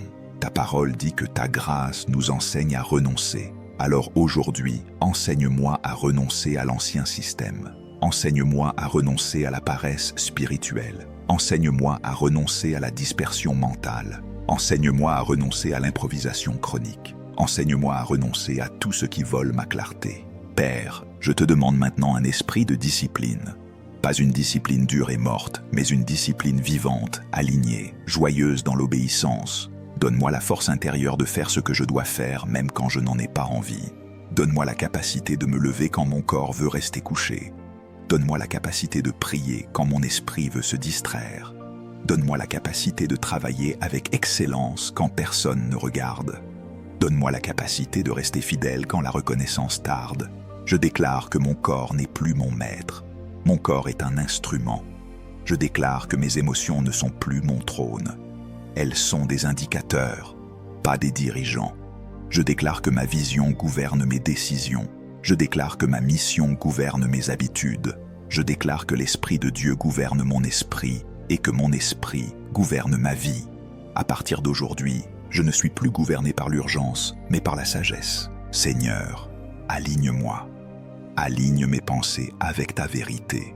Aligne mes paroles avec mon appel. Aligne mes actions avec mes prières. Aligne mon emploi du temps avec ma destinée. Aligne mes relations avec ma mission. Là où il y avait du chaos, j'invite ton ordre. Là où il y avait de la confusion, j'invite ta clarté. Là où il y avait de la procrastination, j'invite la constance. Là où il y avait de la peur, j'invite l'obéissance. Je te demande un renouvellement profond de mon intelligence. Brise les anciens schémas. Démantèle les pensées limitantes. Arrache les mensonges que j'ai crus sur moi-même. Je refuse de me définir par mon passé. Je refuse de me définir par mes échecs. Je refuse de me définir par mes retards. Je me définis par ton appel et par ton dessein. Je suis une nouvelle créature en marche vers une nouvelle structure de vie. Père, je reçois la grâce de la constance, la grâce de commencer et de finir, la grâce de répéter l'obéissance, la grâce de tenir ma parole, la grâce de bâtir dans le secret, la grâce d'être fidèle dans les petites choses. Je déclare que ma vie devient stable. Je déclare que mes journées deviennent ordonnées. Je déclare que mes habitudes deviennent alignées. Je déclare que mes résultats deviennent visibles. Aujourd'hui, je prends un engagement devant toi. Pas un engagement émotionnel, mais un engagement pratique. Je m'engage à structurer mes matinées. Je m'engage à te chercher chaque jour. Je m'engage à nourrir mon esprit. Je m'engage à planifier mon temps. Je m'engage à éliminer les distractions inutiles. Je m'engage à honorer les responsabilités que tu mets entre mes mains.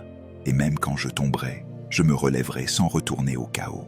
Je déclare prophétiquement que je deviens la personne qui attire le succès. Non par orgueil, mais par alignement. Non par manipulation, mais par fidélité. Non par précipitation, mais par discipline. Je déclare que les opportunités reconnaissent ma préparation. Je déclare que les portes s'ouvrent parce que je suis devenu fiable. Je déclare que ma vie porte du fruit parce que mes racines sont profondes. Père, je te remercie parce que cette transformation ne commence pas demain. Elle commence maintenant. Aujourd'hui, je fais le premier pas. Aujourd'hui, je pose un acte. Aujourd'hui, je brise un ancien cycle. Aujourd'hui, je choisis la vie.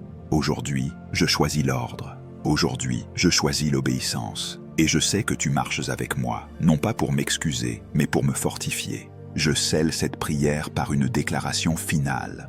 Je ne suis plus un homme gouverné par mes humeurs. Je suis un homme gouverné par ma mission. Je ne suis plus un homme de promesses inachevées. Je suis un homme d'exécution. Je ne suis plus un homme de chaos. Je suis un homme d'ordre. Et parce que je change, ma vie change. Parce que je m'aligne, mon futur s'ouvre. Parce que je deviens, le succès m'attire. Amen.